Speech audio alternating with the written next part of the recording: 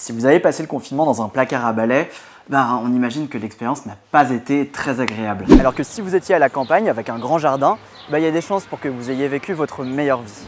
Vous l'avez forcément constaté autour de vous, personne n'a vécu le confinement de la même manière. C'est la raison pour laquelle l'Institut des hautes études pour l'action dans le logement a mené une enquête auprès de 8000 personnes pour savoir à quoi ressemblait le logement des Françaises et des Français pendant ces 55 jours. La première chose que l'on constate, c'est que les Françaises et les Français manquent d'espace. En effet, 18% des personnes qui ont quitté leur logement pendant le confinement l'ont fait parce qu'il manquait de place. J'ai donc demandé à Catherine Sabat, qui est la fondatrice de l'Institut, si c'était seulement un problème de citadins. Plutôt oui, parce que mécaniquement, quand on est dans des zones moins denses que les villes, il y a plus de place. L'habitat est plutôt constitué de maisons, alors que quand on rentre dans les villes, qu'elles soient petites et de manière exponentielle quand elles grossissent, c'est plutôt des immeubles de plus en plus grands et forcément beaucoup plus de monde. Et sur un territoire, quand vous mettez plus de monde, sur un territoire plus petit, en général, les gens individuellement ont moins de place. Pas étonnant donc que la majorité des personnes se soient bien senties dans leur logement pendant le confinement.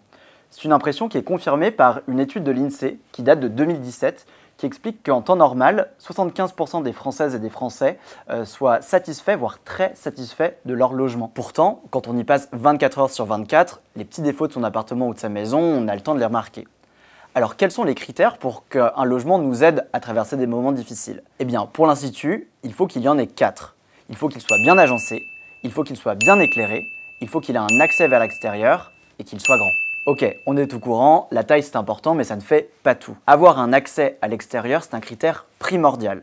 Et quand je parle d'accès à l'extérieur, je ne parle pas forcément de jardin, mais aussi de terrasse ou de balcon. D'ailleurs, saviez-vous que 66% des personnes qui vivent dans un appartement n'ont aucun accès vers l'extérieur?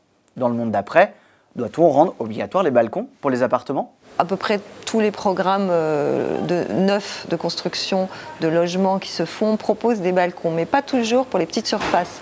C'est-à-dire qu'on a un balcon ou une terrasse à partir du 3 pièces, 4 pièces, 5 pièces et plus. En revanche, les studios et les 2 pièces qui sont déjà petits et qui sont déjà en général les moins bien orientés aussi parce qu'on privilégie les plus grands appartements, sont un peu confrontés à la double peine de ne pas avoir d'espace extérieur.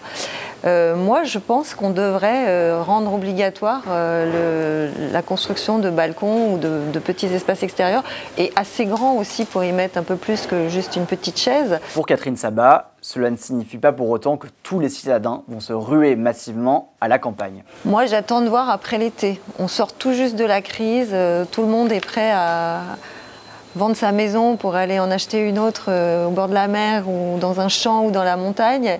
Quand il faudra faire des allers-retours pour travailler, quand il faudra gérer 2 emplois, quand il faudra gérer l'école des enfants, quand il fera moins beau aussi, je ne suis pas sûre que cette tendance dure très longtemps. Alors certes, avoir un jardin, c'est bien, mais avoir des voisins, c'est encore mieux. Et oui, puisque 55% des personnes interrogées affirment avoir mieux vécu le confinement grâce à leurs voisins.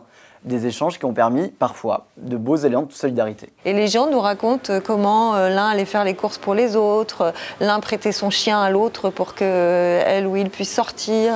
Il y avait des petits messages, soit des groupes WhatsApp, soit des messages dans les halls ou dans une allée, quand il s'agissait de résidences, pour essayer de vivre cette période un peu plus ensemble. Et effectivement, le voisinage apparemment a aidé.